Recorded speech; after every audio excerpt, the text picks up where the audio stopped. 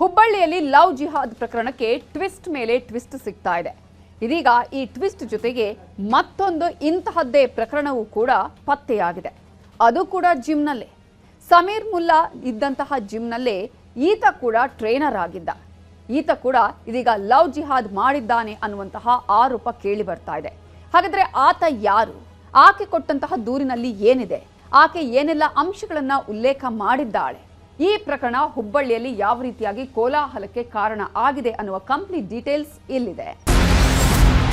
ಹುಬ್ಬಳ್ಳಿಯ ಅದೇ ಜಿಮ್ನಲ್ಲೇ ಮತ್ತೊಂದು ಲವ್ ಜಿಹಾದ್. ಅದು ಮಸಲ್ಸ್ ಫ್ಯಾಕ್ಟರಿನ, ಇಲ್ಲ ಅಂದ್ರೆ ಜಿಹಾದ್ ಫ್ಯಾಕ್ಟರಿನ.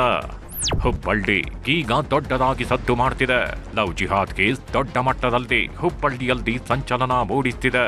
ಹಿಂದೂ ಯುವತಿಗೆ ವಂಚಿಸಿದ ಆರೋಪ ಹೊತ್ತಿರೋ ಜಿಮ್ ಟ್ರೈನರ್ ಸಮೀರ್ ಮುಲ್ಲಾನ ಜಾತಕ ಒಂದೊಂದಾಗಿ ಹೊರಬರುತ್ತಿದೆ.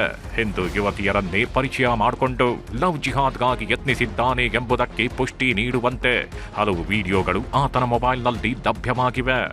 ಯುವತಿಯರನ್ನ ಗುರಿಯಾಗಿಸಿಕೊಂಡು ಮೋಸ, ದೌರ್ಜನ್ಯ ಮತ್ತು ಬಲವಂತದ ಗರ್ಭಪಾತಗಳ ಆರೋಪಗಳು ಆತನ ಮೇಲೆ ಕೇಳಿ ಬಂದಿದೆ. ಈ ಬಗ್ಗೆ ತನಿಖೆ ನಡೀತಾಗಿದ್ದು ಸತ್ಯಾಸತ್ಯತೆ ಏನು ಅನ್ನೋದು ಇನ್ನಷ್ಟು ಗೊತ್ತಾಗಬೇಕಿದೆ.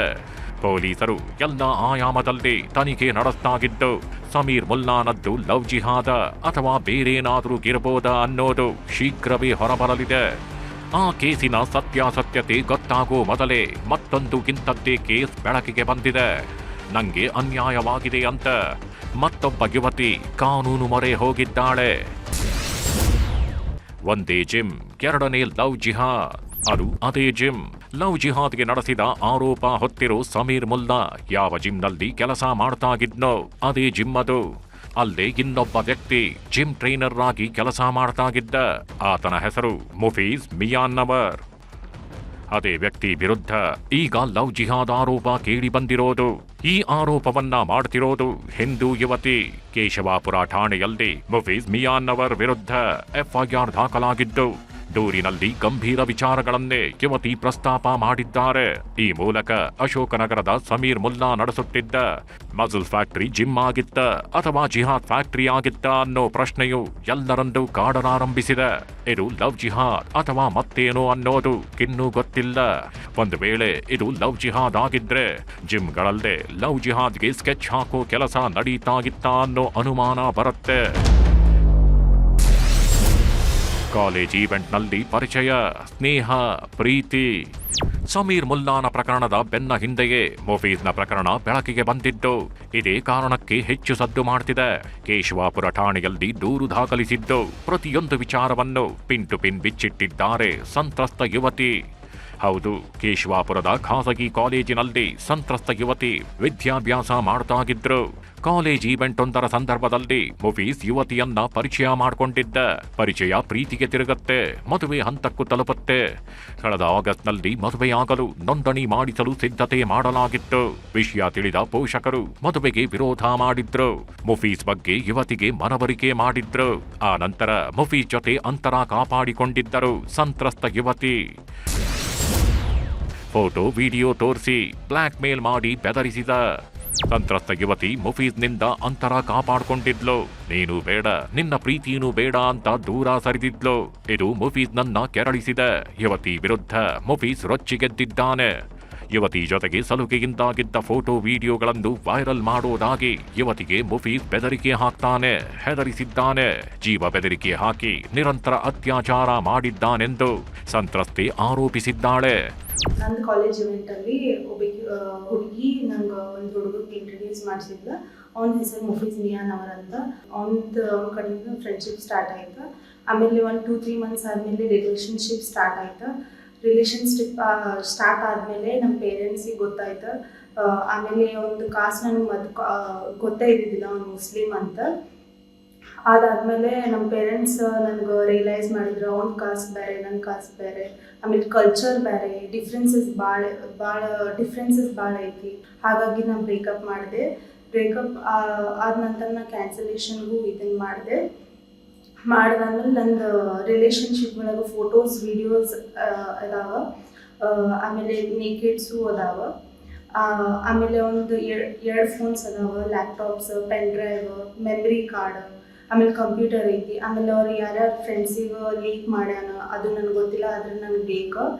ಪೊಲೀಸ್ ಇಲಾಖೆಗೂ ನಾನು ರಿಕ್ವೆಸ್ಟ್ ಮಾಡಾಕತ್ತೀನಿ, ನನಗೆ ಪ್ಲೀಸ್ ನಂಗೆ ರಿಕವರಿ ಆಗಬೇಕು, ನಂಗೆ ವೀಡಿಯೋಸ್ ಬೇಕು. ಮುಫೀಜ್ಗೆ 14 ದಿನ ನ್ಯಾಯಾಂಗ ಬಂಧನ. ಯುವತಿಯೇ ಹೇಳೋ ಹಾಗೆ ಯುವತಿಯ ಮೇಲೆ ನಿರಂತರ ಅತ್ಯಾಚಾರ ನಡೆದಿದೆ. ಯಾವಾಗ ಸಮೀರ್ ಮುಲ್ಲಾನ ಲವ್ ಜಿಹಾದ್ ಪ್ರಕರಣ ಹೊರಬಂತು, ತಕ್ಷಣ ಅಲರ್ಟ್ ಆದ ಯುವತಿ ದೂರು ಕೊಡುವ ಧೈರ್ಯ ಮಾಡಿದ್ದಾಳೆ. ಹಿಂದೂ ಪರ ಸಂಘಟನೆಗಳ ನೆರವಿನಿಂದ ಕೇಶವಾಪುರ ಪೊಲೀಸ್ ಠಾಣೆಯಲ್ಲಿ ದೂರು ನೀಡಿದ್ದಾಳೆ. ಸಂತ್ರಸ್ತೆ ನೀಡಿರೋ ದೂರನ್ನ ಆಧರಿಸಿ ಪ್ರಕರಣ ದಾಖಲಿಸಿಕೊಳ್ಳಲಾಗಿದೆ. ಆರೋಪಿ ಮುಫೀಜ್ನನ್ನು ಬಂಧಿಸಿ 14 ದಿನಗಳ ನ್ಯಾಯಾಂಗ ವಶಕ್ಕೆ ಒಪ್ಪಿಸಲಾಗಿದೆ ಎಂದು ಪೊಲೀಸ್ ಆಯುಕ್ತ ಎನ್ ಶಶಿಕುಮಾರ್ ತಿಳಿಸಿದ್ದಾರೆ. ಯುವತಿಯೊಬ್ಬರು ನನಗೆ ಒಬ್ಬ ಹುಡುಗ ಸುಮಾರು ದಿನದಿಂದ ತೊಂದರೆ ಕೊಟ್ಟಿದ್ದ, ಮತ್ತು ನನ್ನ ಖಾಸಗಿ ಫೋಟೋಸು ವಿಡಿಯೋಸ್ ಇಟ್ಕೊಂಡು ನನ್ನ ಲೈಂಗಿಕವಾಗಿ ದುರುಪಯೋಗ ಪಡಿಸ್ಕೊಳ್ಳುವಂಥ ಕೆಲಸ ಮಾಡಿದ್ದ ಅನ್ನೋ ಒಂದು ಫಿರ್ಯಾದಿ ಹಿನ್ನೆಲೆಯಲ್ಲಿ ಒಂದು ಪ್ರಕರಣ ದಾಖಲು ಮಾಡ್ಕೊಂಡಿದ್ದೀವಿ ಮತ್ತು ಆರೋಪಿಯನ್ನು ಅರೆಸ್ಟ್ ಮಾಡಿದ್ದೀವಿ.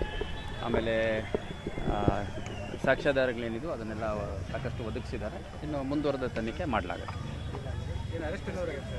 ಅರೆಸ್ಟ್ ಆಗಿದೆ, ಆರೋಪಿ ಅರೆಸ್ಟ್ ಆಗಿದೆ. ಅವನ್ನ ನ್ಯಾಯಾಲಯದ ಮುಂದೆ ಹಾಜರು ಮಾಡಿದ್ದಾರೆ. ಇವತ್ತು ಬೆಳಗ್ಗೆ 14 ದಿನಗಳ ಕಾಲ ನ್ಯಾಯಾಂಗ ಬಂಧನ ಆಗಿದೆ. ಇದೇ ವೇಳೆ ಮತ್ತೊಂದು ಪ್ರಕರಣದ ಆರೋಪಿ ಸಮೀರ್ ಮುಲ್ಲಾನನ್ನು ಪೊಲೀಸರು ಬಂಧಿಸಿದ್ದಾರೆ. ಕಿಮ್ಸ್ನಲ್ಲಿ ಚಿಕಿತ್ಸೆ ಪಡೆದುಕೊಳ್ಳುತ್ತಿದ್ದ ಸಮೀರ್ ಮುಲ್ಲಾನನ್ನು ನಿನ್ನೆ ವಿಚಾರಣೆಗೆ ಗುರಿಪಡಿಸಲಾಗಿತ್ತು. ನಂತರ ಸಮೀರ್ ಮುಲ್ಲಾನನ್ನು ಬಂಧಿಸಿ ನ್ಯಾಯಾಂಗ ವಶಕ್ಕೆ ಒಪ್ಪಿಸಲಾಗಿದೆ. 2 ಪ್ರಕರಣಗಳ ಆರೋಪಿಗಳ ವಿಚಾರಣೆ ನಡೆಸಿ ಬಂಧಿಸಲಾಗಿದೆ. ಯುವತಿಯರು ನೀಡಿದ ದೂರನ್ನು ಆಧರಿಸಿ ತನಿಖೆ ನಡೆಸುತ್ತಿದ್ದೇವೆ ಎಂದು ಪೊಲೀಸ್ ಆಯುಕ್ತ ಎನ್ ಶಶಿಕುಮಾರ್ ತಿಳಿಸಿದ್ದಾರೆ. ಸಮೀರ್ ಮುಲ್ಲಾ ಕೇಸಲ್ಲಿ ಅವನು ಆರೋಪಿ ಅರೆಸ್ಟ್ ಆಗಿದೆ. ಆಮೇಲೆ ಆ ಫಿರ್ಯಾದಿದಾರರು ಏನಿದ್ದಾರೆ ಅವರು ಇನ್ನೂ ಕೆಲವರ ಹೆಸರನ್ನು ಇವರೆಲ್ಲ ಒಂದು ಷಡ್ಯಂತ್ರದ ರೀತಿಯಲ್ಲಿ ಮಾಡಿ ನನಗೆ ತೊಂದರೆ ಮಾಡಿದ್ದಾರೆ ಮತ್ತು ನಮ್ಮ ಮಗುಗೆ ತೊಂದರೆ ಮಾಡಿದ್ದಾರೆ ಅಂತ ಅವ್ರ ಪೋಷಕರೆಲ್ಲ ಆರೋಪಿಸಿದ್ದಾರೆ. ಅದನ್ನು ಅವ್ರಿಗೂ ಕೂಡ ನೋಟಿಸ್ ಕೊಟ್ಟು ಅವ್ರ ವಿವರಗಳನ್ನು ಪಡ್ಕೊಳ್ಳಲಾಗುತ್ತೆ. ಯಾರು ಫಿರ್ಯಾದಿದಾರ ಯುವತಿ ಮತ್ತು ಅವರ ಪೋಷಕರು ಏನೇನು ಆರೋಪ ಮಾಡಿದ್ದಾರೆ ಅದನ್ನೆಲ್ಲ ಇನ್ ರೈಟಿಂಗ್ ತೊಗೊಳ್ಳಲಾಗುತ್ತೆ ಹೇಳಿಕೆ ಮುಖಾಂತರ. ಆ ನಂತರ ಅದಕ್ಕೇನು ಸಾಕ್ಷ್ಯಾಧಾರಗಳು ಸಿಗ್ತವೆ ಅದರ ಪ್ರಕಾರ ಅಗತ್ಯ ಕಾನೂನು ಕ್ರಮ ಕೈಗೊಳ್ಳಲಾಗಿದೆ. ಸಮೀರ್ನ ಮಸಲ್ ಫ್ಯಾಕ್ಟರಿ ಜಿಮ್ನಲ್ಲಿ ಮತ್ತಷ್ಟು ಕರಾಳ ಕಥೆಗಳು ಅಡಗಿವೆ ಎನ್ನಲಾಗಿದೆ. ಒಂದೇ ಜಿಮ್ನಲ್ಲಿ 2 ಪ್ರಕರಣ ಬೆಳಕಿಗೆ ಬಂದಿರೋ ಹಿನ್ನೆಲೆಯಲ್ಲಿ ಪೊಲೀಸರು ಜಿಮ್ ಮಾಲೀಕರ ಸಭೆ ನಡೆಸಿ ಜಿಮ್ ನಿರ್ವಹಣೆಗೆ ಮಾರ್ಗಸೂಚಿಗಳನ್ನು ಬಿಡುಗಡೆ ಮಾಡಲು ಮುಂದಾಗಿದ್ದಾರೆ. ಒಟ್ಟಾರೆ ಒಂದರ ನಂತರ ಮತ್ತೊಂದು ಪ್ರಕರಣ ಬೆಳಕಿಗೆ ಬರ್ತಿರೋದನ್ನ ನೋಡಿ ಹುಬ್ಬಳ್ಳಿ ಜನ ಶಾಕ್ ಆಗಿದ್ದಾರೆ. ಪೊಲೀಸರು ತನಿಖೆ ಮುಂದುವರೆಸಿದ್ದು 2 ಕೇಸ್ಗಳ ಸತ್ಯಾಸತ್ಯತೆ ಶೀಘ್ರವೇ ಗೊತ್ತಾಗಲಿದೆ.